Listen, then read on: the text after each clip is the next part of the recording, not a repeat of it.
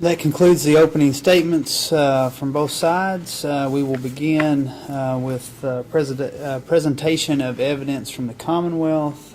Who do you wish to call as your first witness, Mr. Robinson? Trooper Miller, Judge.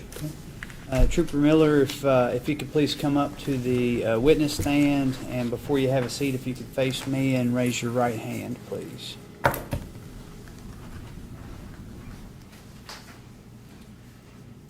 Do you solemnly swear and affirm the testimony you're about to give to be the truth, the whole truth, and nothing but the truth? Okay. Please be seated.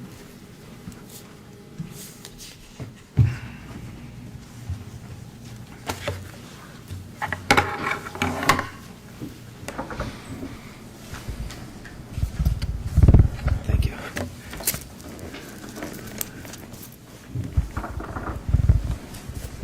You see Mr. Williams? You see the witness on my way, right?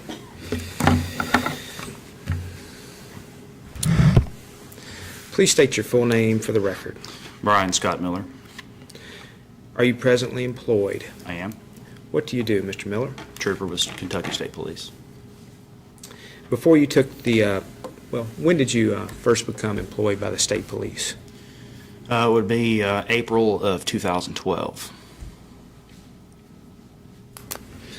Before you were hired by KSP in April of 2012, did you have any prior experience in law enforcement? Yes, sir. In September of 2008, I was hired on with the Shelby County Sheriff's Office as a road deputy.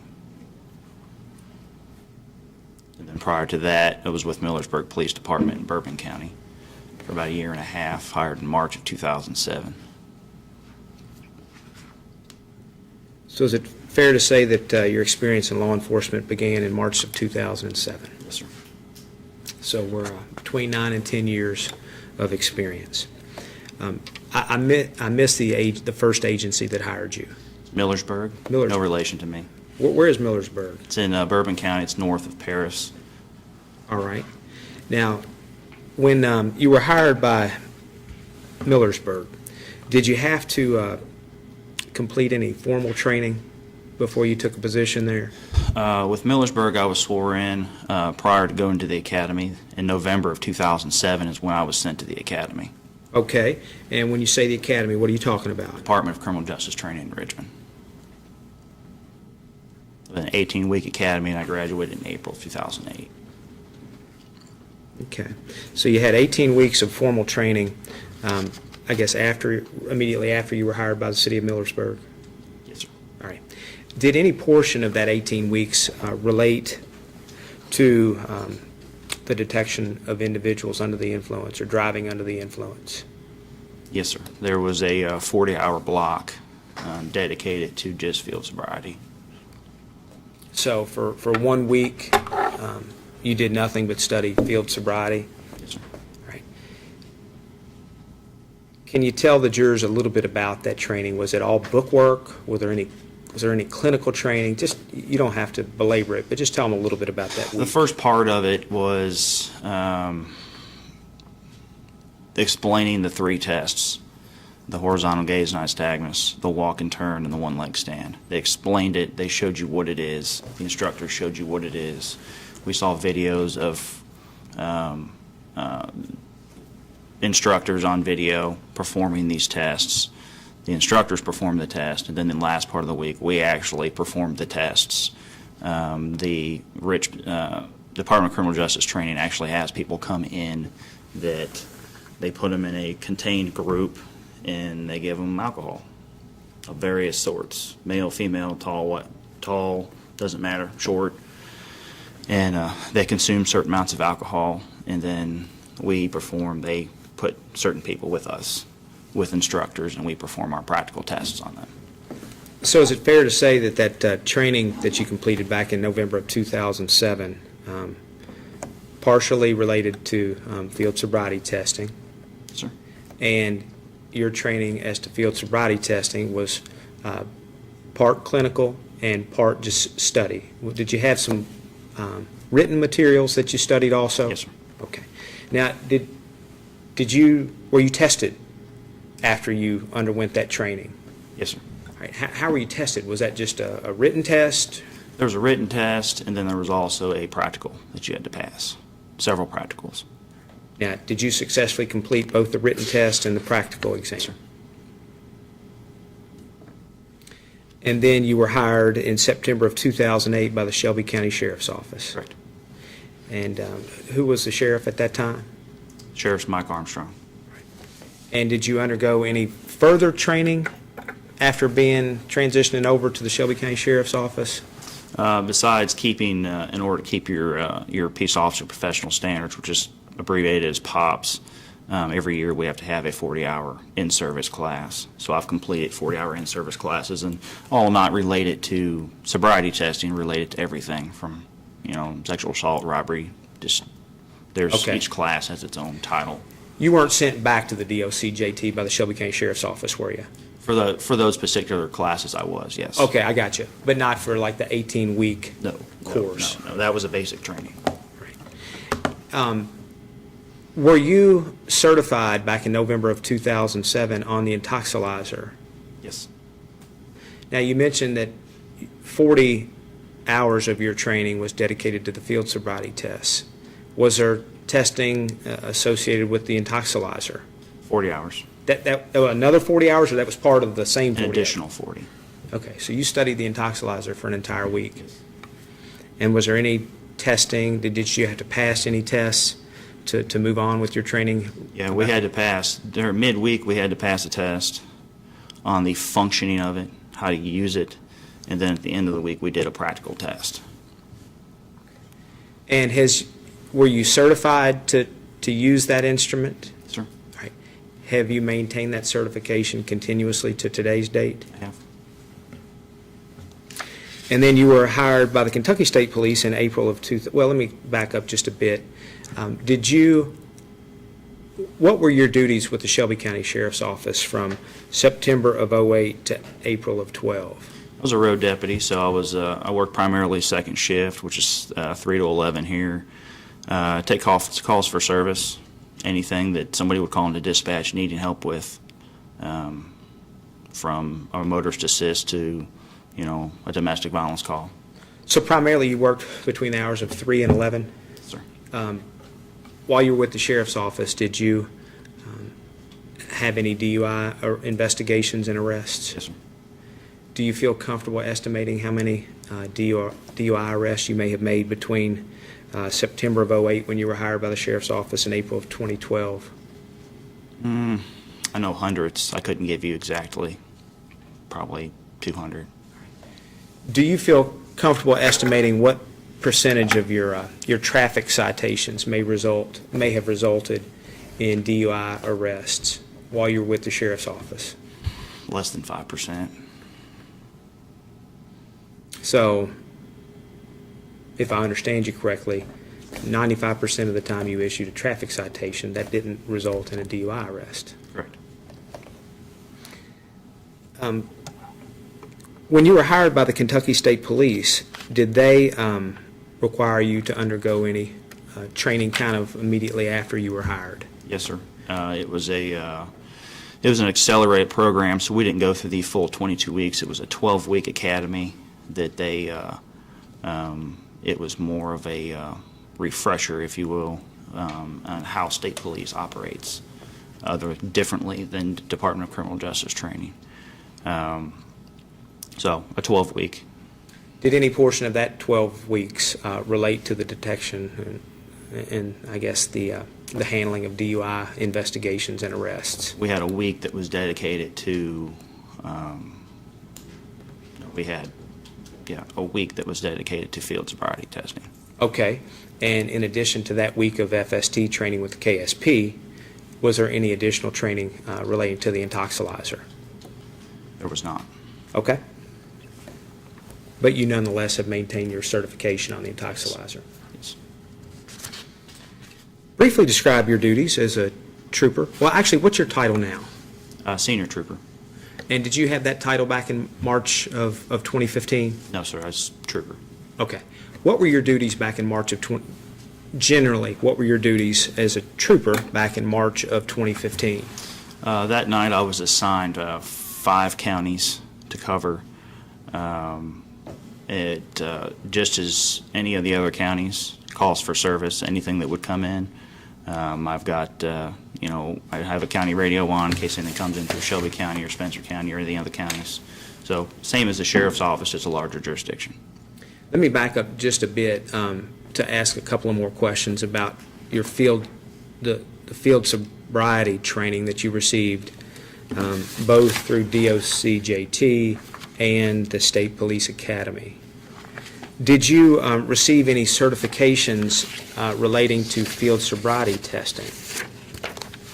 And You mentioned that there were tests that you had to pass. My next question is, was there some type of certification you received issued by DOCJT or the state police for field sobriety testing? Department of Criminal Justice Training, we got a certification for the Toxilizer 5000.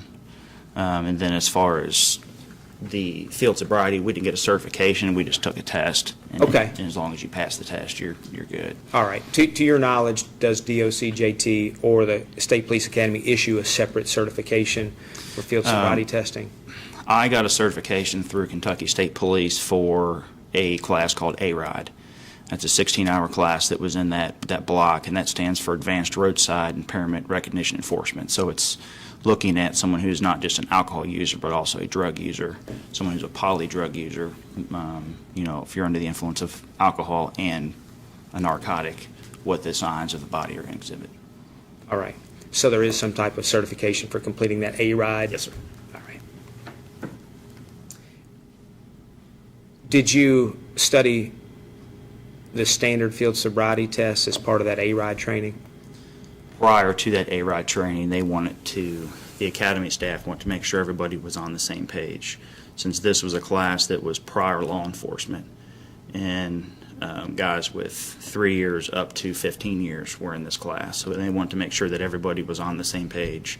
And so we did do the standard field sobriety testing and had to pass practicals with that. Okay. As part of the A-RIDE, or was that Prior to the A-RIDE. Prior to the A-RIDE. Okay. What factors were you trained by DOCJT and the Kentucky State Police Academy to look for when you suspect you're dealing with an impaired driver or someone who has consumed alcoholic beverages? Contact with the person or prior to contact? Let's just start with contact with the person. What are you looking for with Contact that with the person, the smell of an alcoholic beverage emitting from their breath, bloodshot, watery eyes, fumbling with a license or an insurance card, emotional. Some people will get emotional, heavy sweating, dry mouth. Those are some of the main keys that we would focus in on. Are you trained to look at the eyes? Yes. And what do you look for? Well, initial contact, you're looking at, see if they're watery, bloodshot eyes, heavy redness. And are you trained to ask specific questions about drug or alcohol consumption? It's going to be every stop I try to conduct in the same way, to where if I'm do smell the odor of an alcoholic beverage, then I'll start in conversation with that. Well, where are you coming from? Where are you going? Have we had anything to drink tonight? Who are you with? Look and see how the person's dressed, see if they're coming from a club or coming from an outing, a wedding. Try to size up exactly what you're dealing with. Is the time of day significant to you? Yes. How so? Well, at night, more of your bars and clubs are going to be open. Versus in the daytime, obviously you can still drink and drive in the day, but in my experience working night shift solely, I've run into a lot of people coming from clubs and bars and restaurants that sell alcoholic beverages. Please explain to the jury what field sobriety tests are and what purposes they serve. Field sobriety tests, at least starting with the three, the horizontal gaze nystagmus, the walk and turn, and the one leg stand, they're all divided attention tests. So you're giving somebody a task, and you're trying to divide their attention during that task. And someone who is not impaired or under the influence can perform that test, versus somebody who is under the influence will have difficulty performing that test. Not saying they can't complete the test, but they're going to have difficulty completing the tests. And throughout that test, they're going to show what we call a clues that what we mark. With me, I hash mark on my hand to know exactly what I'm looking at for further documentation. And why do you use these tests? Well, those are the tests that I was trained for. They're tests that were adopted by NHTSA. And what is NHTSA? Was it National Transportation? I'm not certain what the actual abbreviation is. I think it's NHTSA, Yes. National Highway Traffic Safety Yes. Administration. And are they, do you issue pass-fails on these tests? Rephrase that. When you're administering the test, I mean, do you grade someone on the test? Do you issue a written score? Not a written score, but I mean, if somebody, I try to give everyone the benefit of the doubt. Based upon the clues that I'm trained to look for, that's what I'm marking hash marks for, to show how many clues are they showing in this test. For example, the horizontal gaze nystagmus, 6 clues you're looking for, 3 in each eye, or for the total HGN test. So there's certain clues that you are just trained to look for. All right. Now, what is is there a standard battery of field sobriety tests? There is. Okay. And again, what is that standard battery? The first we abbreviate for HGN, horizontal gaze nystagmus. Second is walk and turn. And the third is the one leg stand. Okay. And we'll get into those a little more extensively in a few minutes. I want to direct your attention now to your initial contact with the defendant. Did you work in the early morning hours of March 15th of 2015? Yes, sir. Were you in uniform and in a marked patrol car? Yes, sir. Right. Do you recall approximately where you were and what you were doing at around 1:20 a.m.? 1:20 a.m. I was on the right side, the right shoulder of I-64 at about the 29-mile marker. I was blacked out, had my lights off, and I was running stationary radar. That is an area, having worked this county for many years, on Friday nights and Saturday nights, eastbound traffic, I would commonly run into people coming from Louisville, having been drinking, coming from clubs and bars. That is my sole reason for sitting out there, is to get not only people speeding, but also try to prevent collisions and people from driving under the influence. Were you seated in your vehicle, or? And what type of radar instrumentation do you have in that vehicle? I've got a state issued, it's what's called a Stalker DSR-2X. It's one of the more advanced radar units on the market. It is what's called a dual band radar system, so I can run the front radar and the rear radar independently of each other. And it also has a fastest, slowest feature. For example, prior to issuing somebody a traffic citation, you need to visibly tell that vehicle is traveling faster than another vehicle. That's when you admit your radar and get a reading on the screen. Was this the first radar instrument that you'd used in your career? No. Approximately how many other radar units did you have? One other radar unit. It was made by MPH. It was with the sheriff's office. Okay. And how do these two units compare? I mean, did you feel more confident with one or the other? I feel more confident with the Stalker unit because it is a Ka band versus a K band. It sends the frequency a lot faster, at over 350,000 feet per second, gets the speed and brings it back to your screen. I use tuning forks on it before every shift. Those are certified tuning forks, and it's got internal calibration. I mean, I'm very confident with it. Okay. And I'm guessing one of the advantages to the dual radar is that you don't have to get out of your vehicle to turn the other way to like shoot the radar. Yeah, so I mean, for example, if you're on I-64 and you have east and westbound traffic, I can sit on the right shoulder and run rear same direction traffic coming behind me, and then the opposite direction coming at me with the front, so front opposite direction at the same time because it has split screen. Do you remember what traffic was like that evening? There wasn't any. What's that? There wasn't? Very light, hardly any cars on the road. Right. Did you hear or observe anything at about 1:20 a.m. that led you to believe that a traffic offense was committed? I observed a lone vehicle in the interstate, left lane, far left lane. It's a 3-lane interstate, so it's, anyone that's familiar with Shelby County, west of city limits interstate, it's 3 lanes, it's wide, it's got a wide median and a wide right shoulder.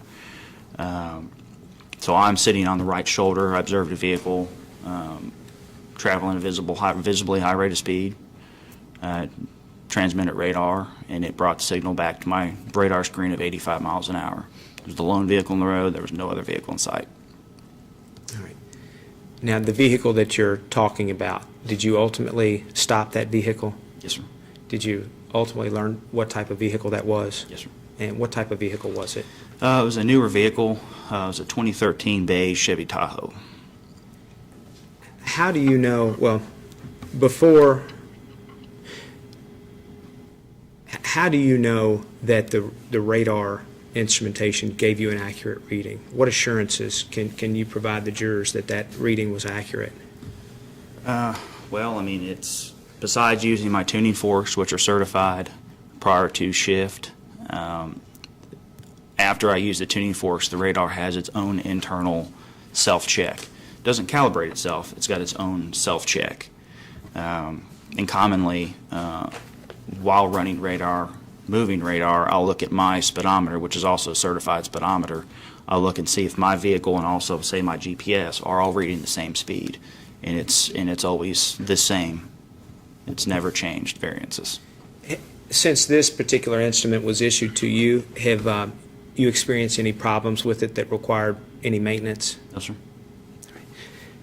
To your knowledge, to the best of your knowledge, was it functioning properly around 1:20 a.m. on March 15th of 2015? Yes, sir. What were the weather, lighting, and road conditions that morning, if you remember? The weather was, I couldn't tell you what the weather, I know it wasn't raining. It's comfortable outside. No lighting in that portion of the interstate. Okay. Any precipitation? No. Any snow on the ground? No, sir. All right. What was the posted speed limit? 70. And what was the radar reading? 85. And did you obtain a visual estimation of speed as well, or did you just rely solely on the radar? I always obtain a visual estimation, and having run radar for many years, it's very easy for me to distinguish vehicle speed. I'm not saying right on, but in the practical test, we have to be within 5 miles an hour, visibly looking at a vehicle, and I can tell a vehicle was traveling at a high rate of speed. Isn't that hard when there's no other traffic around, though? Doesn't that complicate it? No. I mean, it's kind of hard sitting here to explain unless you go out and actually How many show times you have and you done feel it? How many times have you visually estimated the speed of a vehicle in your life? Oh, I couldn't tell you. Thousands? Easily, yes, sir.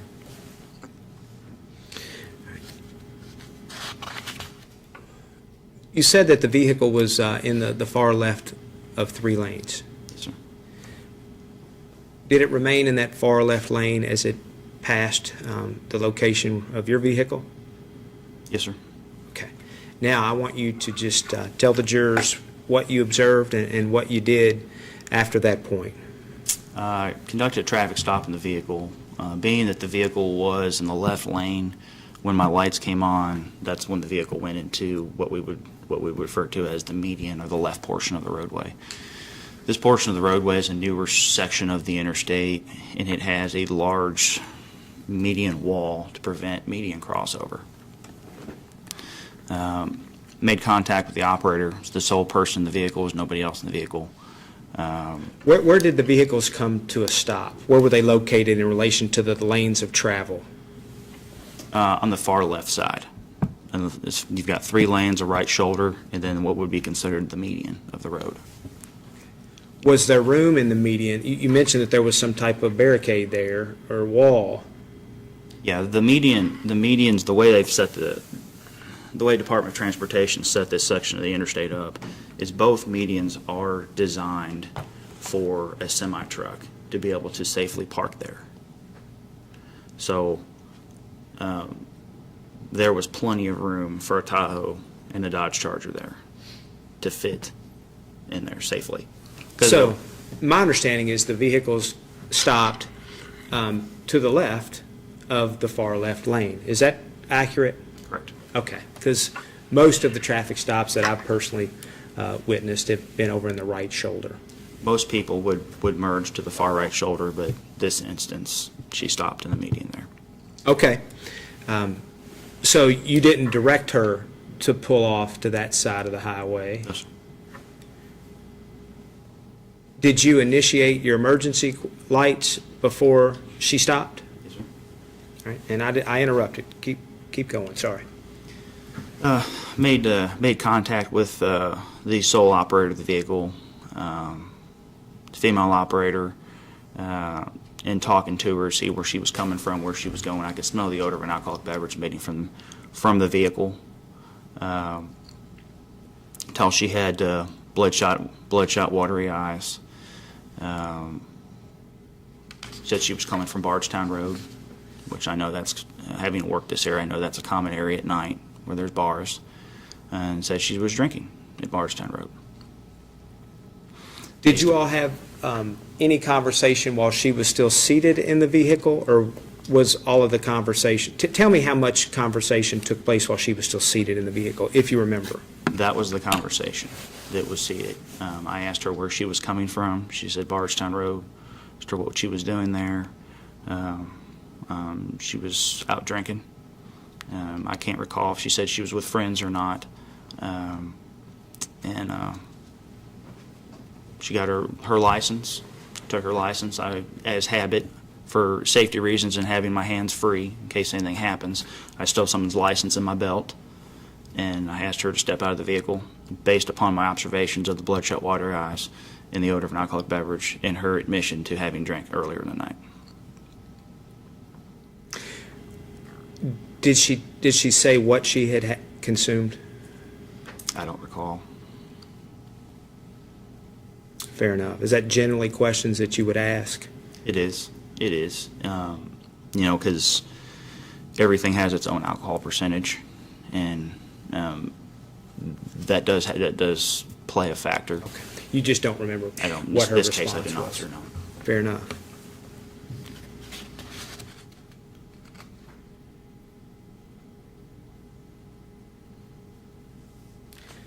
Do you recollect if she told you how many alcoholic beverages she had consumed? Not off the top of my head, sir, I did not.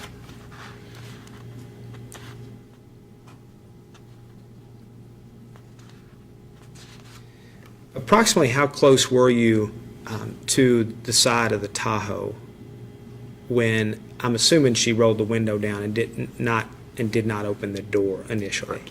Okay. Approximately how close were you to the Tahoe when you first sensed the smell of an alcoholic beverage? I was right at the driver's side door frame when I could smell. When she put her window down, I could smell an odor coming out of alcoholic beverage. So when I initially made contact with her and started asking her where she was coming from, where she was going to, it's habit for me in all of my stops that if I'm smelling that, I suspect somebody has been drinking, I'll ask them for registration and their insurance and their license, which I do in all stops. But when I do that, they're going to look away and grab something. So they're getting the document that I'm asking for. While they do that, I'll stick my head in your car and take a huge sniff to see if it's exactly what I'm smelling, if it's outside or if it's coming from your vehicle, coming from you. And that's exactly what I did in this instance. So, I tried to stick my head in the car as best I could and smell, and it confirmed that I'm smelling alcoholic beverage coming from the vehicle. And she hadn't denied drinking alcoholic beverages. No.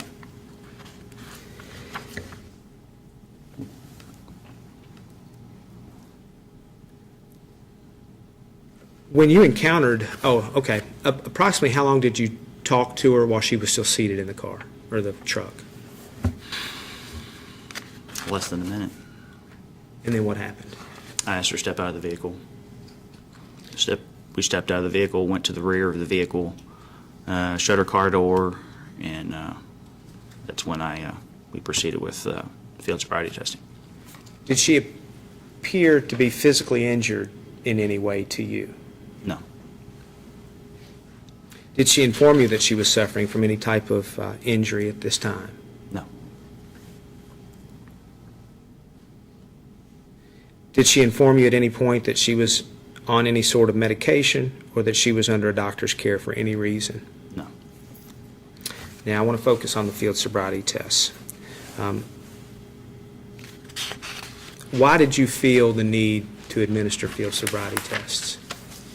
Because that's a tool that I was trained to use. The standard field sobriety test is through 2 academies. It's what I know. It's what I've been trained. It's what I've used for years. And based on training experience, it works. Now, are field sobriety tests in themselves what you use to make a decision whether someone's impaired? Everything comes together as a package. So from your initial observations of the vehicle to your observations and conversations with somebody, how are they acting? Are they fumbling with their license? They have slurred speech, bloodshot, watery eyes, to getting them out of the vehicle if they're using the vehicle for support, having trouble walking. And then, so it all, to answer your question, everything is together as a package. After the field sobriety, then you make a decision on whether to arrest or not. Okay. About how many times have you administered field sobriety tests in the field? Hundreds. Do you ever administer field sobriety tests and let people drive home? Yes. Do you feel comfortable estimating what percentage of the time you administer field sobriety tests and allow people to Over go half. Half the time that I suspect that someone has been drinking, I'll get them out. And they had been drinking. They admit they'd been drinking. But based on field sobriety tests, training experience, I don't believe you're over an 08. And I believe you can safely operate a motor vehicle. Which test did you ask the defendant to perform? I asked her to perform the 3 standard tests I was trained on, which is the HGN, the one-leg stand, and the walk and turn. Do you administer them in the same order each time? Yeah, HGN, walk and turn, one-leg stand is the way I was trained to administer them and the way I administer them. I want to ask you some specific questions now about the HGN test. Again, what part of the body are you observing when you give this test? The eyes. And again, what is HGN?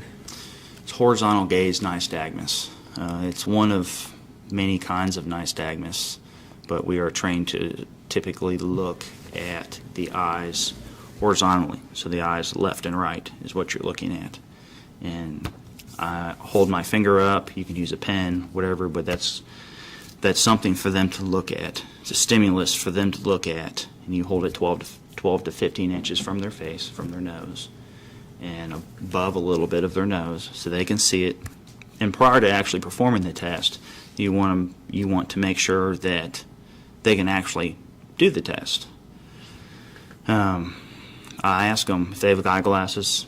Ask them to remove their eyeglasses. I'll ask them, do you have any medical issues with your eyes? Glaucoma, anything that would prevent you from looking at me and following my finger? And I get a response from them in that. In this instance, there was not.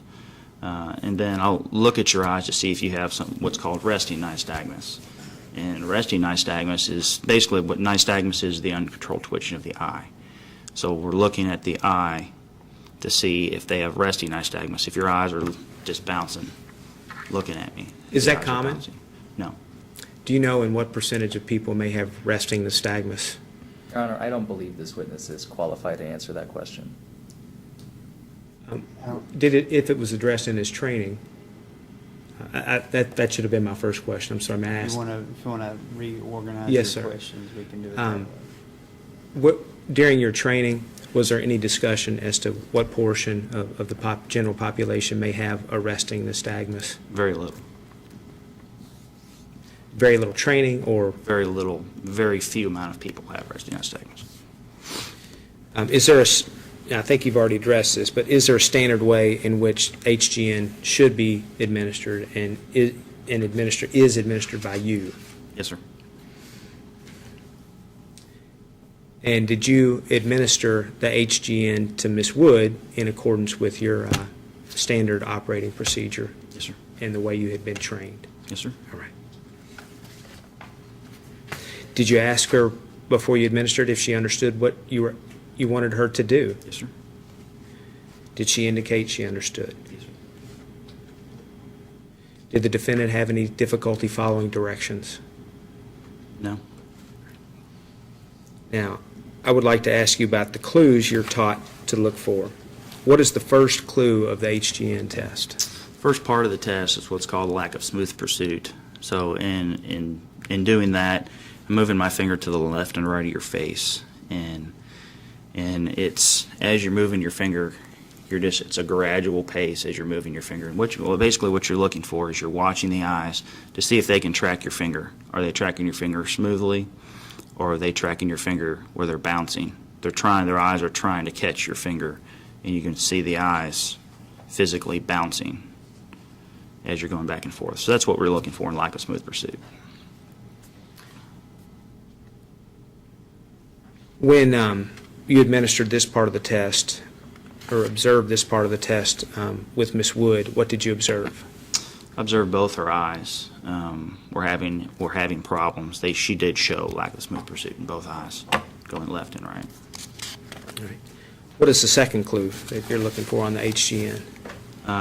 Distinct and sustained nystagmus. So basically, I'm holding my finger. It's the same thing, but now I'm holding my finger all the way out to where you can see just a little bit of the white of the eye. So your eyes are flexed all the way over as far as you can see.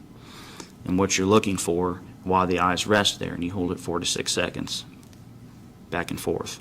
But you're looking for the eyes, the nystagmus in the eyes, to start bouncing. And that's different from lack of smooth pursuit. Correct. The lack of Because- smooth pursuit is what you're looking for before the eye gets to the maximum flex point. Yes, sir. Yes, sir. All right. And when you observed that particular part of the test with Ms. Wood, what did you observe? She showed both eyes. She showed nystagmus in both eyes at maximum deviation. And what is the final part of the test? Final part of the test is onset prior to 45 degrees, and it's holding my finger in the center of your face from the start position. As you move either to the left or right, and you're slowly moving the finger, and you're watching their eyes till the eyes start to twitch. When the eye starts to twitch, you hold that position 4 to 6 seconds and watch to see the nystagmus in the eyes, and if they show nystagmus in the eyes prior to. And what did you observe during this portion of the administration on Ms. Wood? With her, I went almost all the way out to maximum. Prior to maximum deviation, I didn't see any nystagmus. Okay. And what did your observations of the defendant's performance on this test indicate to you? Based on just this portion, is that she was under the influence of alcohol, or she is under the influence of alcohol.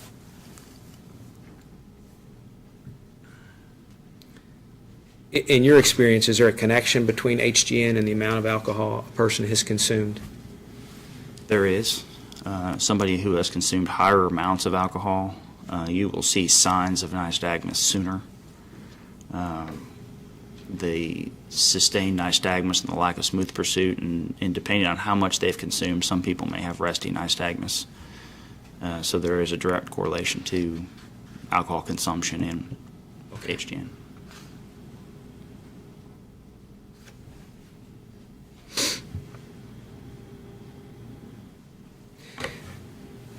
Are the clues or your observations during the administration of this test indicative of the presence of alcohol in Ms. Wood's body?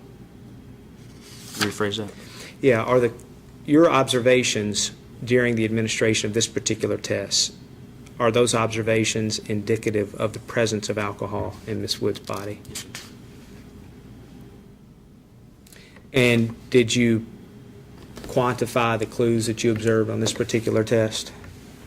Yes, sir. All right, and what was the number of clues you observed? Four clues. You've got a total of 6, and I observed 4 of the 6. Now, what was the next field sobriety test you administered? The walk and turn. And tell the jurors a little bit about that. Walk and turn is a divided attention test, so it's a test prior to the test. I'll ask you if you have any problems with your hips, knees, joints, any medical issues, surgeries that would prevent you from taking a walking test or prevent you from walking, period. And based on a response, I mean, if someone's had an injury, then, I will note that. But in this particular case, we didn't have any injuries, and she didn't indicate that. Would you mind demonstrating the test for the jurors? Yeah. And do you have a kind of a standard routine or habit that you follow on the roadside? I do. If a line is available, I like to use a line, and most of the time, in a safe manner, if I suspect that I will be doing field sobriety, I will move my car. I'll have them stay where they are. I'll move my car and block a lane, so that way I can safely do field sobriety on roadside. This instance, we're on I-64, and nothing is safe on I-64, so that's why I didn't do it in this particular instance. But if we have a line, I like to use a line. And I don't want you to truncate it or shorten it just because we're in court here today. I want you to just, if you have a standard routine, just demonstrate that for the jurors. So what I tell you to do while you're facing me, I tell you to put your left foot on the line, put your right foot in front of that foot. I instruct you to stay like that. Don't move until I'm done with my instructions. You understand? Okay, yes or no? If they don't understand, I'll repeat myself as many times as it takes for them to understand. With your right foot in front of your left, you're going to take 9 heel-toe steps. You're going to turn around, you're going to take 9 heel-toe steps back. So what you're going to do with your 9 steps, you're going to take 9 steps. 1, 2, 3, so to 9. When you get to your 9th step, you're going to look like this. Right foot in front of your left. Use your right foot, you do a series of small turns, and you're going to do 9 steps back. 1, 2, 3, 4, 5, 6, 7, 8, 9. So to 9. Now, did you instruct Ms. Wood this way as you have just demonstrated? All right, you're welcome to return to the seat. Did the defendant indicate that she understood your instructions? She did. And prior to instruction, I make sure that they keep their arms at their side, they look at their feet, and they count their steps out loud, and do not stop. Did she attempt this test? She did.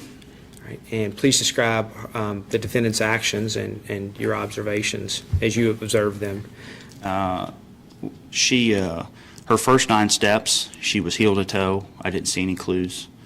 As far as her turn, she turned improperly instead of turning like I instructed her to turn. She just turned around like anybody would just turn around.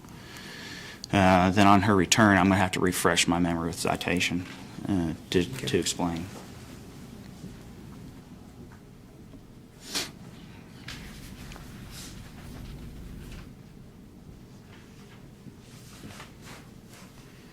Sir.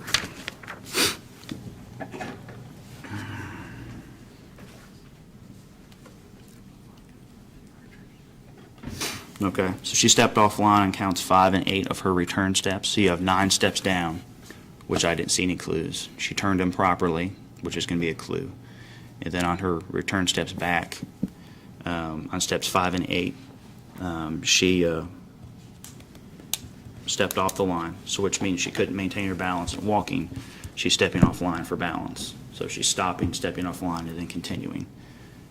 That's step 5. 6, 7, 8 steps offline for balance, continues to 9. Throughout the portion of the test, she also used her arms for balance, which in the initial instruction, I advise you to keep your arms at your side throughout the duration of the test. So she's using her arms more than 6 inches is going to be the clue off of your side. So she's using her arms for balance. Was there any significance in your mind to your observations during her walk and turn test? Was there any significance in your mind?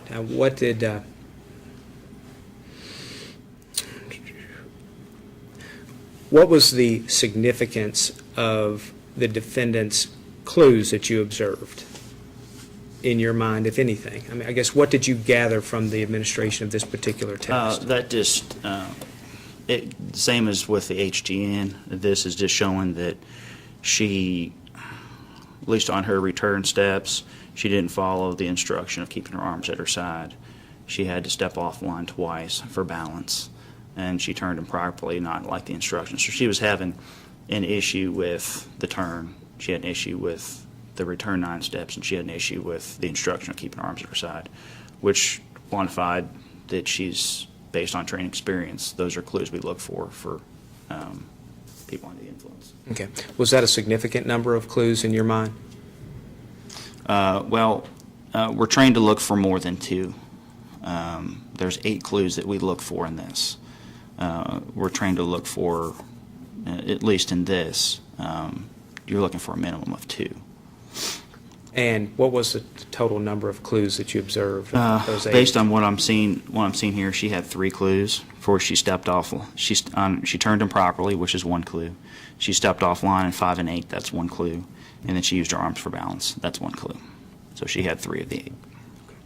And what was the last field sobriety test that you administered? The 1-leg stand. All right. And again, would you mind demonstrating that to the jurors, just as you would at the roadside? Well, before we do that, I don't want to assume that you have a standard kind of procedure that you follow on the roadside, but I'm going to ask that question. Do you have kind of a standard regimen that you follow for this test? Yes, sir. Okay. Would you mind demonstrating that standard regimen? I'll ask you to put your feet together. Arms to your side. And you can face whatever direction that you want to face. And you can use whatever foot that you want to use. Either foot doesn't matter. But the instruction of the test is, with your arms at your side, I need you to look at the foot that you decide. Take that foot, point your toe out, keep your foot about 6 inches off the ground. While looking at your foot, I need you to count out loud, 1001, 1002, 1003, 1004, and so on, to instruct you to stop. That's all you're doing. If you're looking at your foot, you're counting your arms at your side. Do you understand? And we'll get a yes or no, and if they say no, I'll explain as many times as it takes for them to understand. Once they bring, and as I'm giving instruction, I turn my stopwatch on, and we're looking for 30 seconds. Based on training, we look for 30 seconds. So once that foot comes off the ground, I start my stopwatch. I'm watching them, but also watching my stopwatch to make sure that we don't go past 30 seconds. After 30 seconds, they're done. Thank you. And you can return to the chair. Can you please tell the jurors what you observed when you administered? Well, did she take the 1-leg stand? She did. All right. And what did you observe? Of the 4 clues, which we look for 2, she showed 1. She used her arms for balance. Fair enough.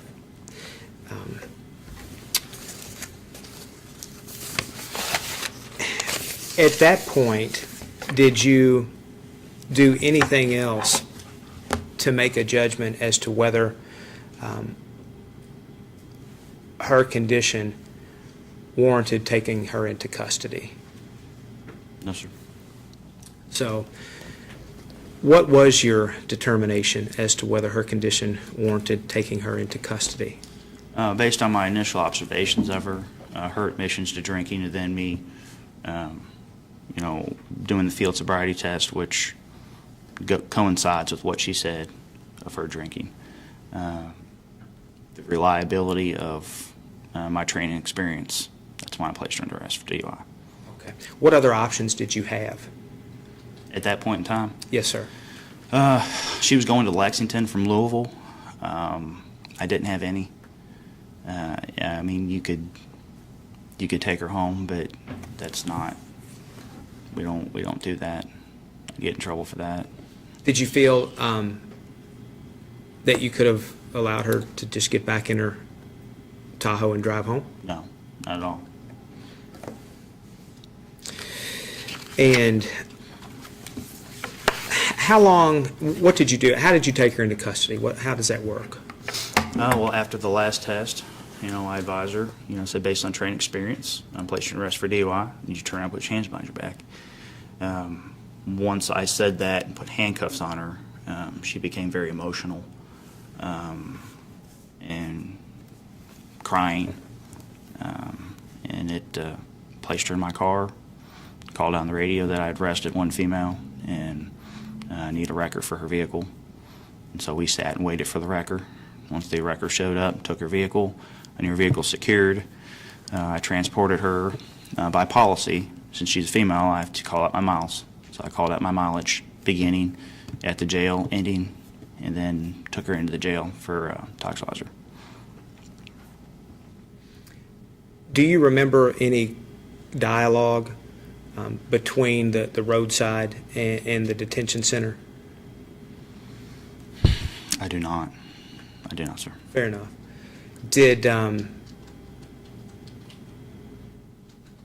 Was there any discussion about the Tahoe, the ownership of the Tahoe? I remember something briefly about she had just graduated, possibly, and that was a present. She's not the registered owner of it. When I ran the registration, she'd come back as the registered owner, but I believe she said it was a present for her graduating. And where did you transport her? Shelby County Detention. And just tell the jury what happens once you pull into the detention center. Pull in the detention center, call out my miles, advise the detention center that I have one female at the main gate for them to let me in, so they know to send a female deputy or male, depending on who it is, what sex of person you have, to search them. With this particular instance, I brought her into jail. Immediately we go to the left in the jail where the intoxilizer room is. And the intoxilizer, to bring it out of standby mode, there's a big green button on the front. Push that to bring the intoxilizer out of standby mode. And I take an intoxilizer slip. On the bottom of the slip, you write observation began at, and you wait for the intoxilizer to produce a time. Okay. Let me ask you just a couple of preliminary questions before we jump into the intoxilizer. Did you administer any additional tests at the detention center, such as the field sobriety test? Do you redo the field sobriety testing at the detention center? I don't know. Okay. And you made reference to an intoxilizer slip or card. I'm not sure what word you used. You could call it either. It's a three-page, you could say it's a card. 3 pages, and when the intoxilizer prints on it, it prints through the same thing to all 3 pages. Do you have one of the 3 original copies on your person today? Yes, I do. Okay. May I see that? Yes, I have it on the table over here, underneath my hat.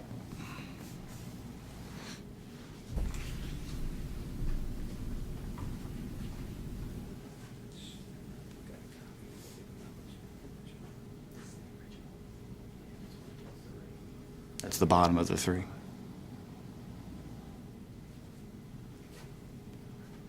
And I'm going to mark this as Commonwealth's Exhibit 1, if I may. Thank you. No objection, Judge. So entered.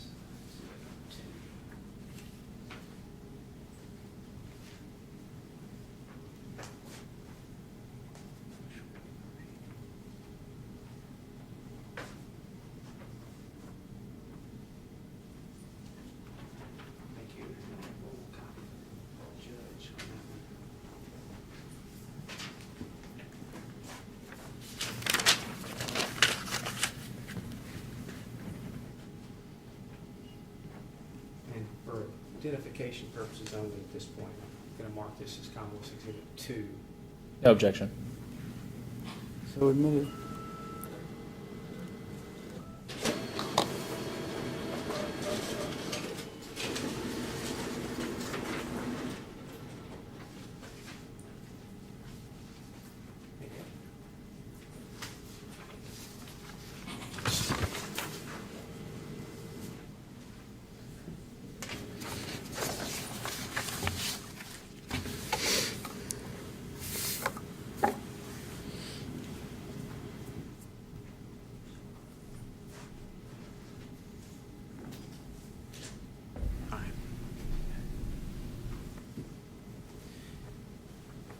Have you, by chance, brought a copy of an intoxilizer certification?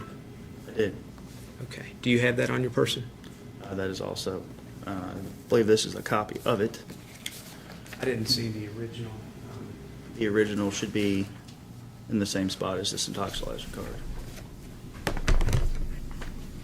That's it.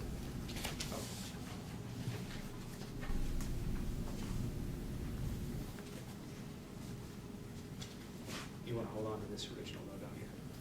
It's, you know, Yeah, I've got to do, it should be expiring in October, so I've got to redo, so I mean, you can have it. I'll hold on. I'll use this as my copy. For purposes of today's trial, Your Honor, I have no objection if the Commonwealth wants to admit a copy of the original. Thank you. Okay. We can mark that as Commonwealth's Exhibit 3, please.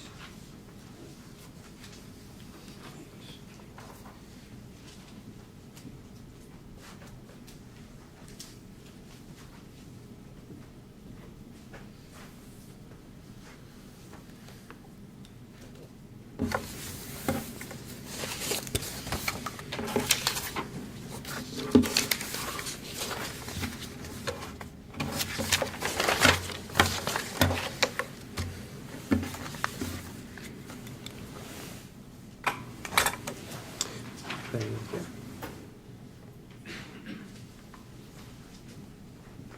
We have probably gone in reverse order here, but you mentioned the intoxilizer print card first, so I marked it for identification purposes as Commonwealth's Exhibit 1, but I'm probably going to talk about that last. If you don't mind, please take a look at Commonwealth's Exhibit 3 and familiarize yourself with that. Can you tell me what that is? That is a certification to operate the Toxilizer 5000 EN through Department of Criminal Justice Training. Okay, and what is the date of that certification?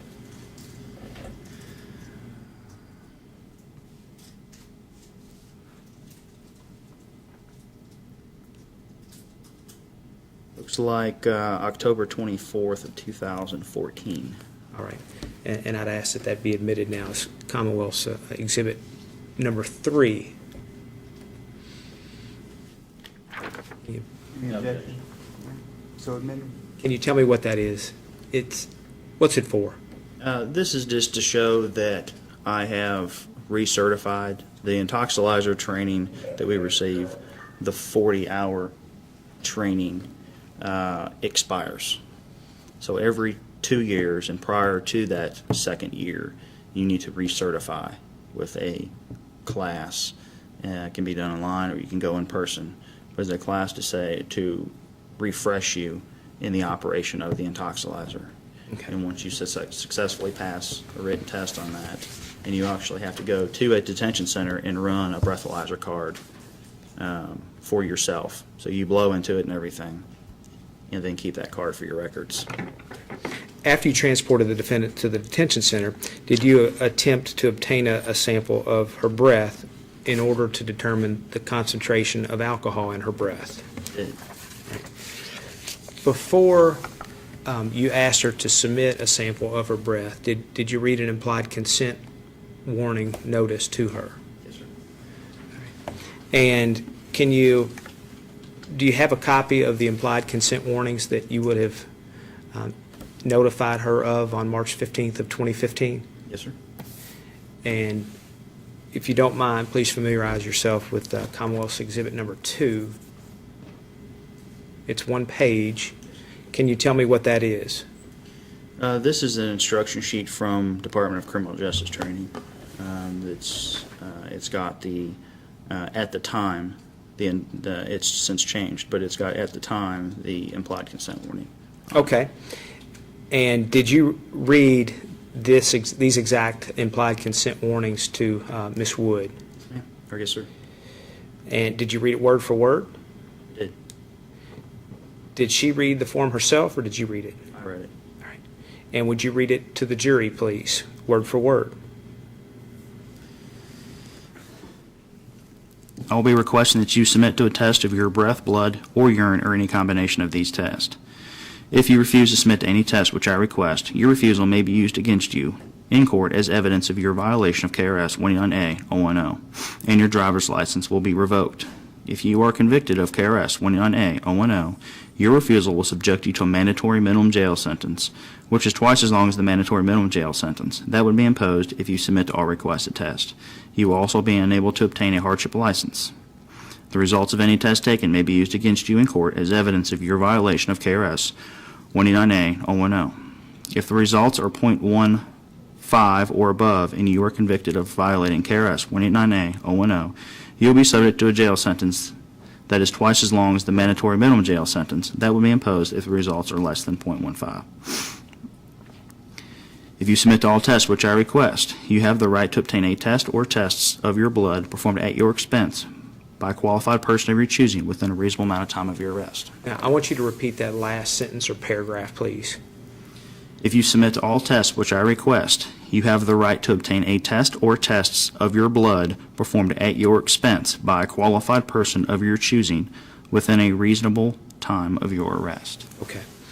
And I would ask that this be admitted as Commonwealth's Exhibit 2, please. No objections. So admitted. All right. Now, you mentioned what is an observation period? The observation period is designed for to get the residual mouth alcohol out of somebody's mouth, and based on training, it takes about 20 minutes to do that.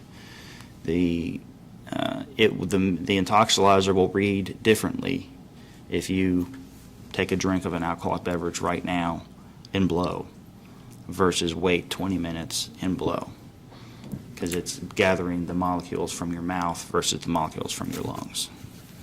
And did you have an observation period for Ms. Wood before you asked her to submit? Yes, sir. What time did that observation period commence? At 2:16 in the morning, And how do you know that? because as soon as we walked into the jail, that's the first thing I do is write observation began, bring the machine out of standby, and I write observation began at the time. That's your own handwriting? Yes, sir. All right. And do you, can you tell if that's a true and accurate copy of the Intoxilizer print card that was generated by the Intoxilizer 5000EN at the detention center after Ms. Wood submitted a breath sample? It is. And how can you confirm that? I keep all of the originals of the intoxilizers, from the certification on the 8000 now to the 5000s. I keep every single original. The top 2 copies go to the courts, and I keep these for my records. Okay. Well, we know that you keep them, but how can you tell that that is the test card printed in association with Ms. Wood's sample? I mean, I know it is. I mean, you can see where the other 2 pages were off. It's got my own handwriting on it. It's got her name, my name, her license number, the date, the time. Fair enough. I'd ask to admit that as Commonwealth's Exhibit number 1, I believe. No objection. So admitted. Now, did you offer Ms. Wood an opportunity to contact an attorney? I did. Right. Was that part of the implied consent warnings? Yes. Did she elect to contact an attorney? I don't recall. I don't recall if she did or not. Fair enough. How did you intend to obtain a sample of Ms. Wood's breath? By utilizing the intoxilizer, 5000 yen. Please explain what the Intoxilizer 5000 instrument is and generally how it works. It's an instrument that is made by CMI, and it is solely designed to look for alcohol molecules and measure those. It's as simple as we can put it. Can you tell the jury what serial number of instrument was used that evening?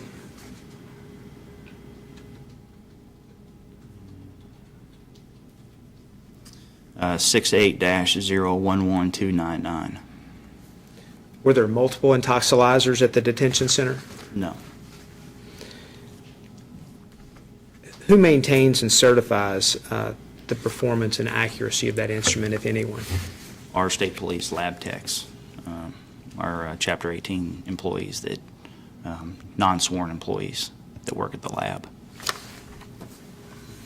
And again, I think we've covered this, but on March 15th, 2015, were you certified to administer the Intoxilizer 5000 test? Yes, sir.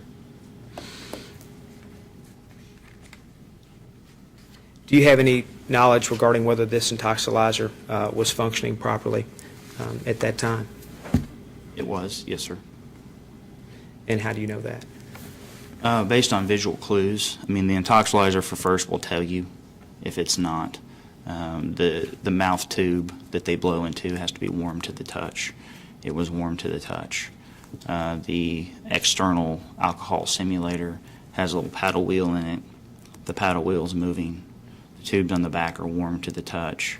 It's not indicating to me that it's having any issues. Did you observe the defendant for at least 20 minutes before you asked her to provide a sample of her breath? I did? During that period, did she have anything to eat, drink, or smoke? No. Did she ingest anything through her nose during that period? No. Did she belch, regurgitate, or vomit during that period? No. Is there a sequence that the Intoxilizer automatically goes through before it generates a report or an analysis? There is. We abbreviate it as a CABA. So it has a chamber that it reads the sample through. So it will clean the chamber out as an air blank, and then it will use its own external simulator to pull alcohol into the chamber. It reads that to make sure that it's self-checked with intolerance. It clears the tube again, then asks for the subject's or your defendant's breath sample. It gives you a reading on that, and then it clears the tube again. So it's, by the time you're done, it will have cleared the tube 3 times. Okay, and do you know if the Intoxilizer followed this automated sequence in this instance? I do. How do you know that? On the card it reads air blank, calibration check, air blank, subject test, air blank. And so the first air blank, it read 000. The calibration. And what does that mean? 000? It's not reading any alcohol molecules within the chamber.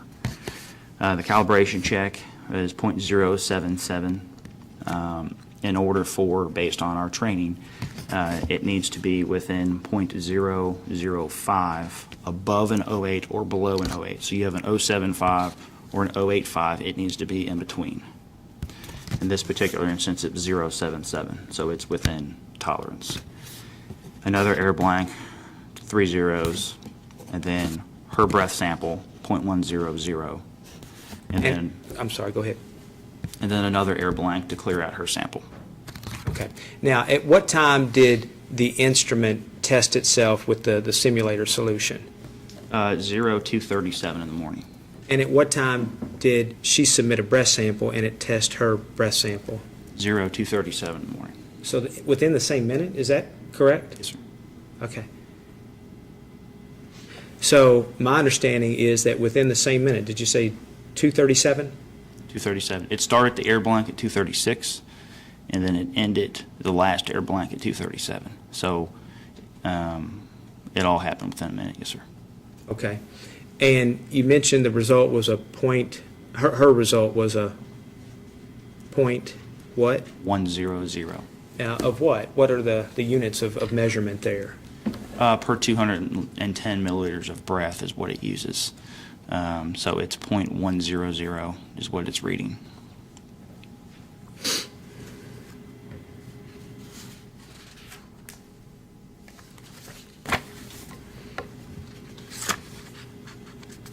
And do you know when this intoxilizer card was created in relation to the test?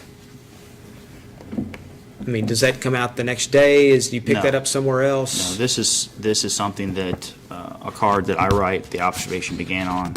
I write my name, her name, and once it's time for the test, once the 20 minutes has elapsed, you push the same green button to pull it out of standby mode. There's only one button on the front of it. Push the same button to bring it out of standby mode. Well, this time when you push this button, you feed this card from the top into the machine, face up into the machine. It grabs the card, sucks the card in, and holds it. I have to manually enter all the information on this. Her name, my name twice for the operator and the arresting officer. My agency, my ORI, which is the agency I'm with, the citation number, a report number if you have one, her driver's license number, her date of birth, whether she's her race, her sex, and then her ethnic origin. I have to enter all of that. Now, do you share this result with the defendant typically? Yes. Do you always share the result with the defendant? Yeah. All right, and would you have done that in this instance? I did. And how do you make the defendant aware of the test result? It displays the test result. So the screen that it will display it on is on the left of the instrument. So she would, in the tube that she would have been blowing into is also on the left. So as she's blowing into it, she can see the screen, and it will display, once she fills the chamber up, it will display the reading of .100, and I will point to it and say, this is what you blew, a .100. It'll print the card off, and then I'll point to the card, this is what you blew, a .100. And then after you complete that test and the card's printed, what do you do? I resort back to the implied consent. Why? You have, because there's more to it. Okay, please tell the jurors what it says. After she successfully submits to my requested tests, I ask her, based upon the information which was previously read to you, right here, since you have submitted to all requested tests, you now have the right to have a test or tests of your blood performed at your own expense by a physician, registered nurse, phlebotomist, medical technician, or medical technologist of your choosing within a reasonable amount of time of your arrest. Do you want such a test? And did she accept your offer No. to obtain an independent test? No. And you're positive that you would have read that final portion of the implied consent? Yes, sir. Yeah, I would have. Do you remember anything else about your interaction with the defendant after the test was completed? I do not. I do not. Besides her being extremely upset, that's, as far as any interaction with her, I don't. No, sir. And what was, if you remember, what was your state of mind when you saw the test result? I wasn't surprised. I mean, based on my training experience and what I saw in my field sobriety test, it coincided. That's all the questions I have at this time. Thank you, Mr. I Robbins. believe all three of those exhibits were admitted, were they not? Yes, they were. Mr. Foreman?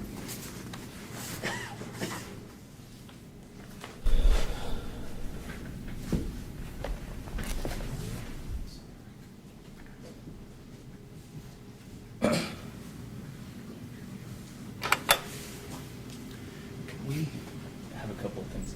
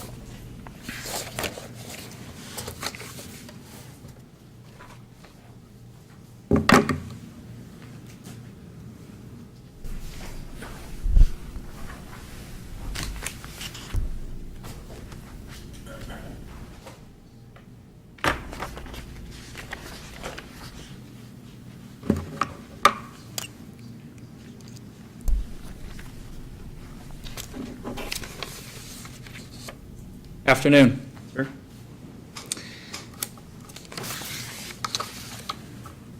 Trooper, you have stated that you have had quite extensive field sobriety test experience, it sounds like. Is that right? You've had experience in it based on your DOCJT, the Department of Criminal Justice Training background. I see that you've completed your basic training back in April of '08. Does that sound right? Yes. And you have completed LEAP, the Law Enforcement Accelerator Program for KSP, in July 2012. Is that accurate? And you've stated back in '08 you have completed field sobriety test training and intoxilizer training, 40 hours each. But in 2012, it was strictly field sobriety tests, 40 hours worth. In 2012 for state police, it was about half a week of refresher for field sobriety. Half a week of refresher, so it wasn't the full 40. It wasn't a full, they're not trying to certify you, they're just making sure everyone's on the same page. And then we did a practical on the field sobriety. But there was no retraining on the intoxilizer. No. Okay. And you mentioned you also completed ARIDE, the Advanced Roadside Impairment Program. Yes, sir. That was after March 2015, right? I've taken it twice. I've had it twice When was the first time you took it? in the academy with state police. And the second time? I believe it was March of this year. March of this year. I believe so. So after Yes. you've encountered Ms. Wood? Yes. Okay. So again, it sounds to me like you're quite familiar with field sobriety tests, and you've administered, I think you already stated, several hundreds of them. So you know how to perform them, you know how to grade them. No questions asked. Okay. When you, let's talk about the stop, okay? When you pulled over Ms. Wood and you have stated that you pulled her over for speeding, Correct. right? In your extensive field sobriety test training, they described to you a series of traffic infractions that are more or less likely to be related to a DUI arrest. Yes. There are about 24 of them, I believe. Correct me if I'm wrong. I'd have to refresh, but that sounds about right.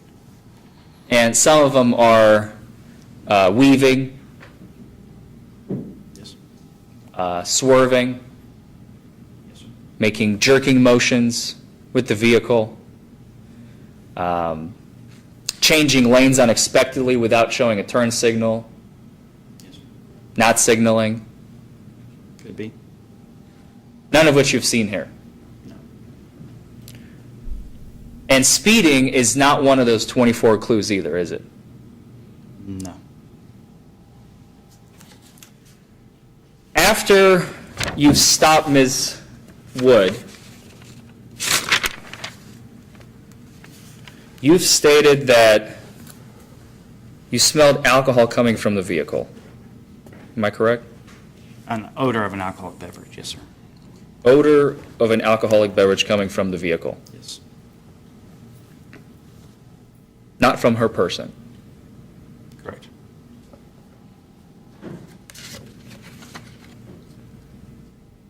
You've also stated that you saw bloodshot, watery eyes. And she made the statement that she was drinking. Correct. But you don't recall if she said how much or what she was drinking? No, sir. No, okay. She did tell you she was coming from Barstone Road, Correct. and she was on her way home to Lexington. Yes. Okay. Now, the three clues that we just discussed, you're also trained, and I don't know how many, I've gone through the DUI manual myself many, many times. I always lose count of how many clues you actually look for. You mentioned several of them. I just want to briefly go through. You stated yourself, I believe, on direct examination, when you asked for her license and registration, she did not fumble with her license. Otherwise, you would write that in the citation, right? Correct. She was not sweaty. No. She didn't have dry mouth. No. Slurred speech. When you asked her out of the vehicle, she didn't have any trouble exiting the vehicle. No. She didn't lean on the door. No. She did not leave the vehicle in gear for it to start rolling. No. She did not climb out of the vehicle. No. She did not lean on the vehicle when you were talking to her. No. She was standing up straight, Yeah. not swaying. Not that I observed. No. She did not keep her hands on the vehicle for balance. She did not have any difficulty exiting the vehicle. And I believe I asked that. I apologize. She did not have slurred speech, right? A clear indication of intoxication. Yes. Another one is glassy eyes, I believe you look for, right? Correct. And her eyes were not glassy. She had bloodshot eyes, but they weren't glassy. The stop occurred at 1:30 in the morning, I believe, correct? 127 is what we have written for the citation, violation time. 1 o'clock in the morning, 1:27. Do people normally feel tired around that time? It depends on the people. You have people working all different kinds of shifts. Some are tired coming from work. Some are awake going to work. So, I mean, that could be looked at multiple different ways. Could red eyes indicate the individual is simply tired? Yeah. Thank you. Her face was not red or flushed, No. and she was not slow to respond to any of your questions. No. Did you have to repeat any questions to her that she did not understand, she had to re-ask? Not that I recall.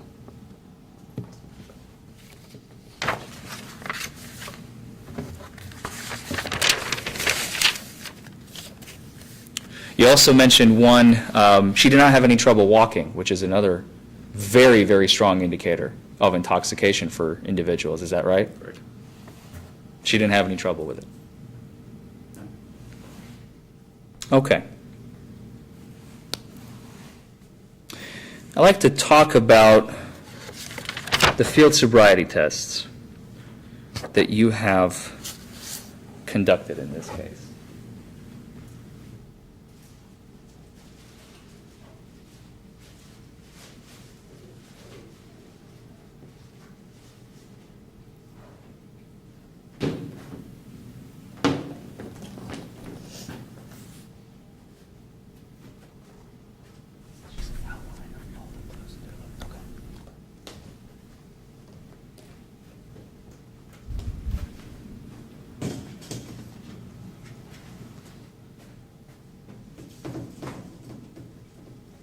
Everybody see that?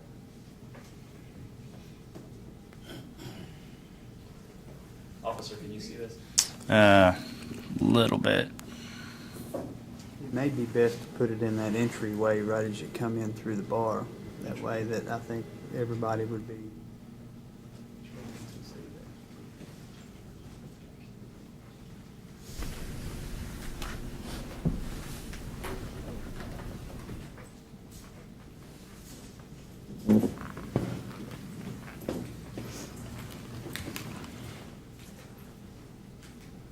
Can you see this? It's got a little glare, but we're good. No.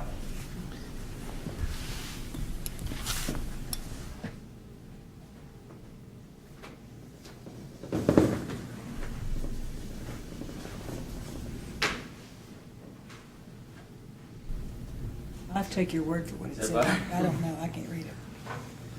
I don't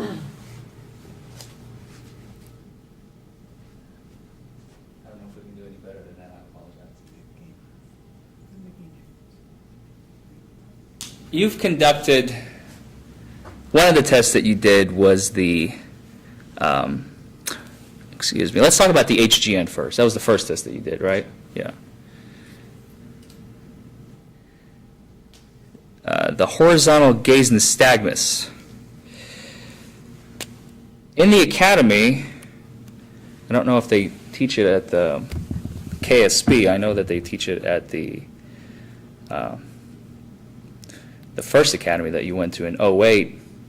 They tell you that nystagmus occurs, is a both naturally and a chemically occurring phenomenon in the eye. Something to do with the fluid in the eye, I believe. Is that right? They explained it to us as it's the uncontrolled twitching of the eye. Uncontrolled twitching. What does that mean? It means you don't have control over it. Okay. And it's caused, one of the causes, is alcohol. And they also teach you that there are about 60 other causes, It can be. such as tobacco, caffeine. Some people have naturally occurring nystagmus, maybe not resting, but Some do. it happens. And you were also taught that excessive tiredness can also lead to nystagmus. Do you recall that? I don't remember that one. No? Okay. That's fine.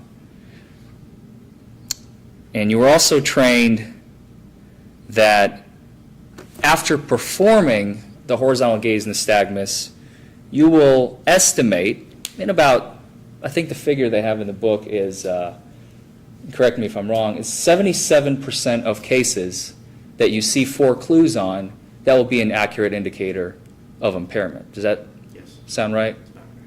So in 23 out of 100 cases, you can see 4 clues and you're wrong. Correct.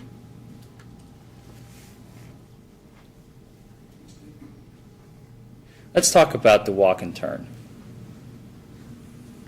I've outlined here, I believe there are, and you mentioned this yourself, there are 8 clues. There's the balancing during instructions, starting too soon, stopping while walking, touching heel to toe, stepping off the line, using arms for balance, doing an improper turn, and having the wrong number of steps. Did I miss anything? That's it.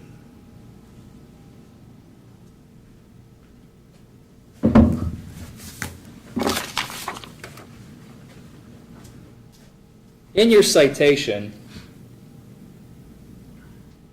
you wrote that on the walk and turn, the subject turned improperly. Is that right?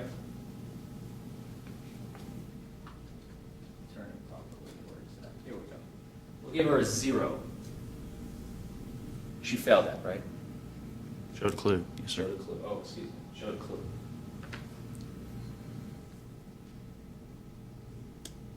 Then she stepped off the line on counts 5 and 8 on her return steps. Where do we have that?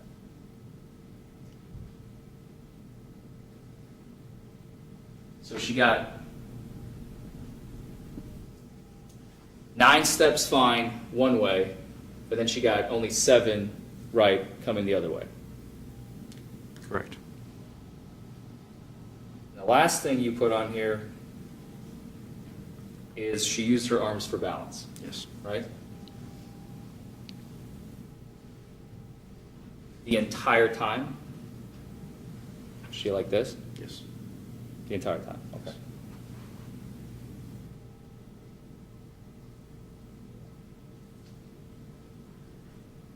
So, Everything else she did correctly, according to your citation and your observations that night. Correct.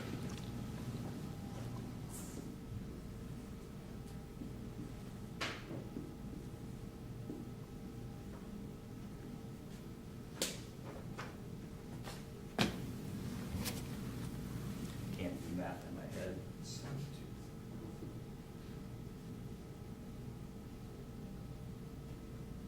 is why I went to law school.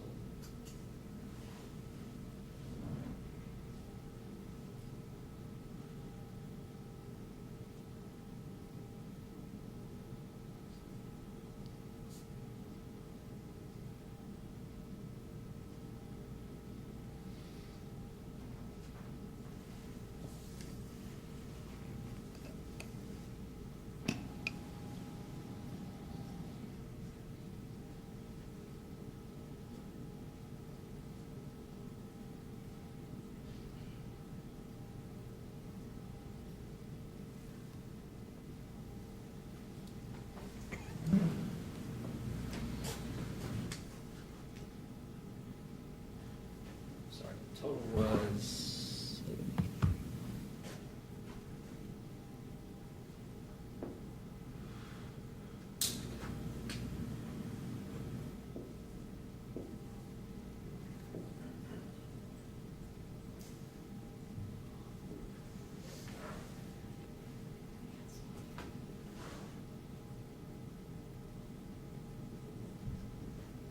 Didn't too well on that one.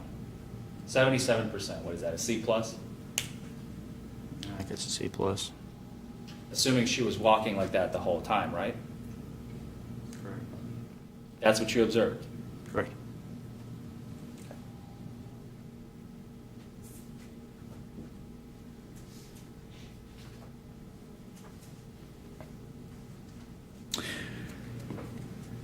Next, you administered the one-leg stand, right?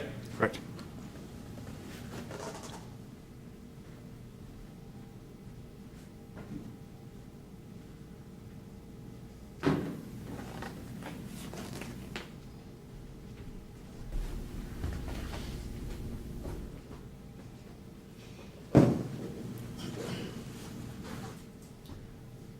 Now, on that, you're looking for, I know for certain you're looking for 4 clues. I added on here, and feel free to tell me if this is not a clue that you're looking for, but I believe the individual has to count out loud while they're holding their foot up in the air, right? It's not a clue. It's not a clue. It's not. So if they're starting to count 1, 3, 72, that's not a clue. Per training, it's not a clue. It's a clue for showing a possible influence, but it's not a clue we were trained to look for. But it's something that you would look for, Yes. right? Following officer's instructions, swaying, using arms for balance, not hopping, and keeping the foot off the ground. Yes. Those are the things you're looking for. Those 4. And the only thing that you mentioned was that she used her arms for balance. Correct. Everything else, flawless. Correct. The whole time? Yes.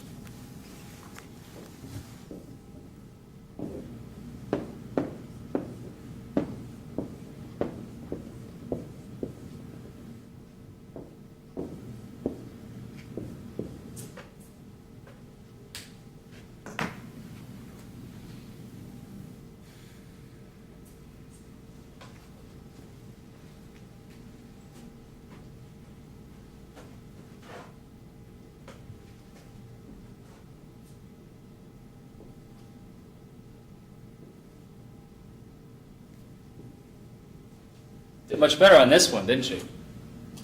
Appears to be. B. And pursuant to your training and the DOCJT department that issued you your certificate, you were trained in the FSDs that one clue is not enough to successfully, one clue is not enough to consider that a failed attempt. Correct. at a test. Correct. So even still, despite my board, by your training even, she passed this test. That one, yes.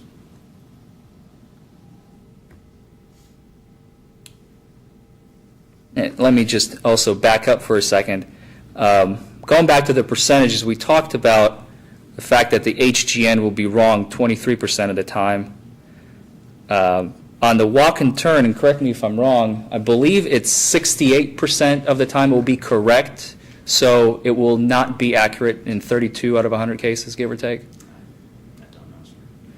And with the one leg stand, it's even lower by 3%, about 35. About 2/3 will be accurate. It will be an accurate assessment. Do you remember from your training? No, it's been a while. Was the statistics on that, sir? Stats. But do you remember talking about them in your training? Yes, sir. Yeah. Okay.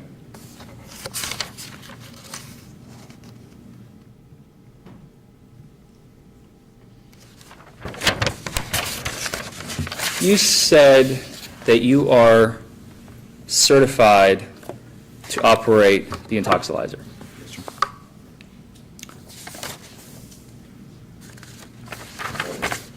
When you were in training on the intoxilizer, did you all discuss something called the partition ratio? I don't recall that. You don't remember anything No, about sir. that?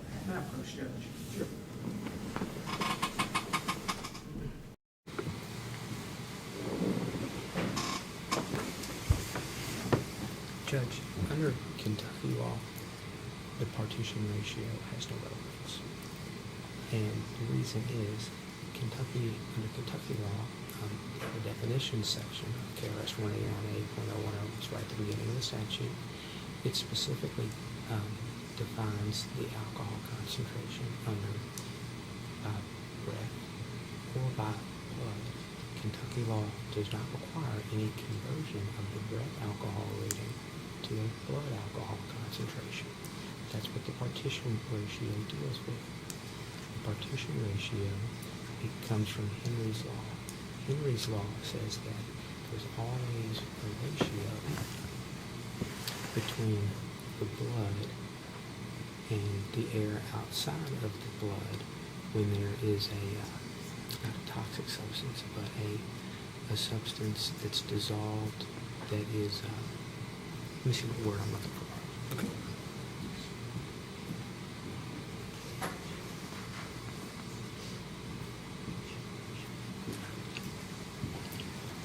A volatile substance.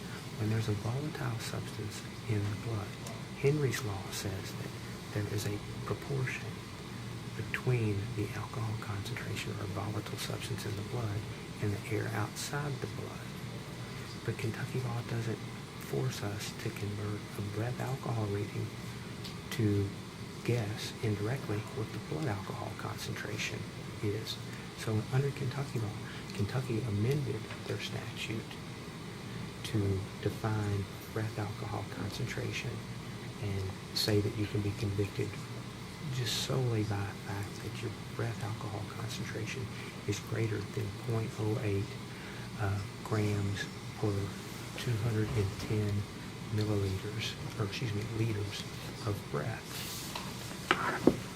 And it also defines it as 0.08 or greater per milliliter of blood. So there's no need for partition testimony under Kentucky law or partition evidence. We're not arguing that her blood concentration was in violation of Kentucky law. We're solely arguing that her breath alcohol concentration was in violation of Kentucky law. Mr. Foreman? John is absolutely correct.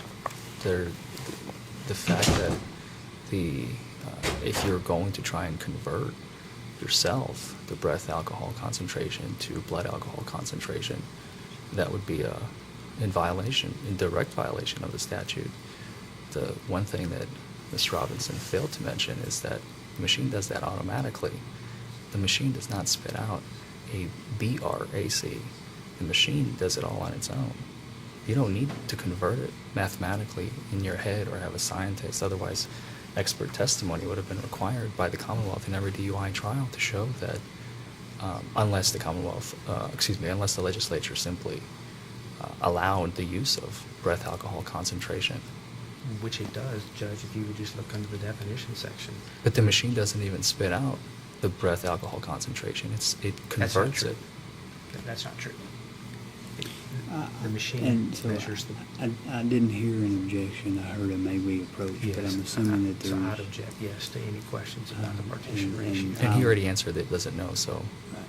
I will grant Mr. Robinson's objection. I don't think, based on my interpretation of 189A 0101 subsection A, that we have to do a conversion. It's one or the other. It's a breath or blow. So thank you.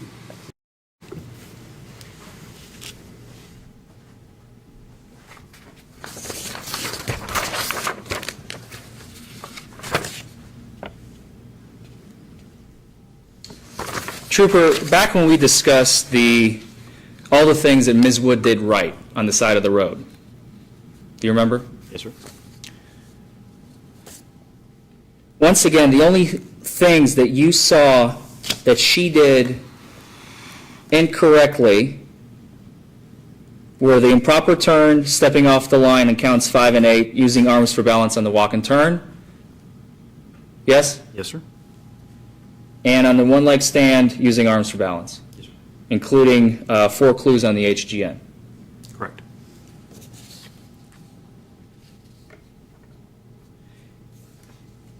And all of the things that I asked you about that you did not see are also indicators of her being a sober person. Could be. No further questions. Any follow-up questions for this witness? Mr. Briefly, Robinson? Judge.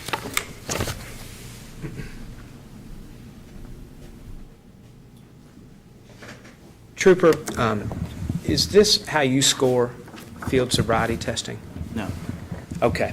On the HGN test, how many clues is it that you look for? 6. Is that how many you've been trained to look for? Yes. How many clues did you observe when you administered the test on Miss Wood? 4. Okay. So if you get 2 out of 6 right, would that be a passing grade? No. We're looking for, what would not be a passing grade would be 4. So in this particular instance, you're looking for 4. Okay. And on the walk and turn test, how many particular clues are you looking for? 8. You're not looking for, hold on, where was the other board?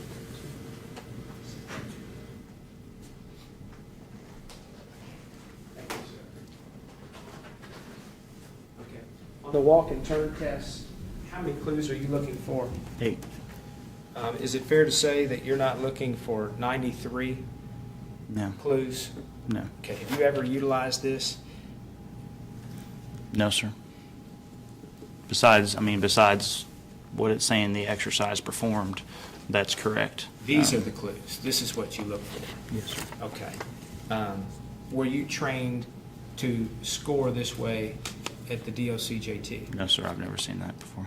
Were you trained to score this way at the KSP Academy? No, sir.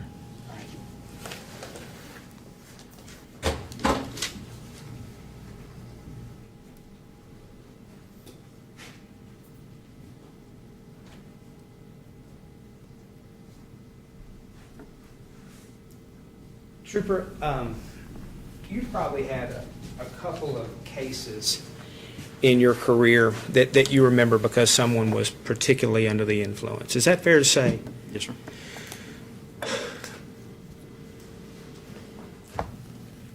Sometimes people are so under the influence that you don't even administer the field sobriety test. Is that accurate? Yes, sir. Okay. Have you ever administered a test where someone would have failed all 93 steps on the walk and turn? No.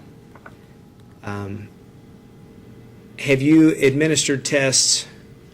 How many clues were you looking for again on the walk and turn? Walk and turn 8. Okay. Have you ever had someone fail all or manifest all 8 clues on the walk and turn? Yes. Okay. Would that person have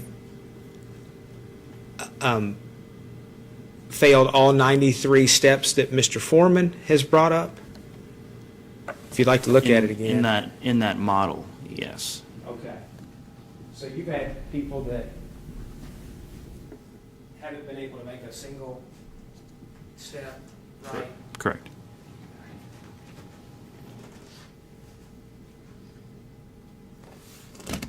So, on this, if she had manifested 4 out of 8 clues on the walk and turn, is that the number that you observed? On this particular run, we've got 3. 3 out of 8? 3 out of 8. Okay. And let me grab my calculator. So does that mean that she didn't manifest 5 out of the 8 clues? Correct. All right.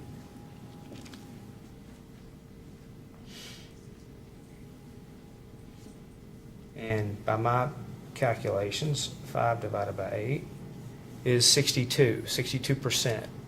So she would have passed 62% of the clues based on the way you've been trained to score this test. Correct. And she would have failed 38% of the test as you've been trained to administer it. Correct. Right. And as to the HGN, one more time, how many of those clues did she pass out of 6? I saw 4 of the 6. So she would have passed successfully, not shown 2 of the 6 clues that you were looking for, correct? And that's 1/3, correct? So does that mean that she did not manifest 33% of the clues that you were looking for? Yes. And she did manifest 66% of the clues that you were looking for? Yes. Right. No further questions. Any follow-up, Mr. Foreman? No, Your Honor. Okay. Is that all for this witness? It is, Judge. Okay. Thank you, Trooper Miller. We need these exhibits back. Can I have the attorney's approach real quick, please?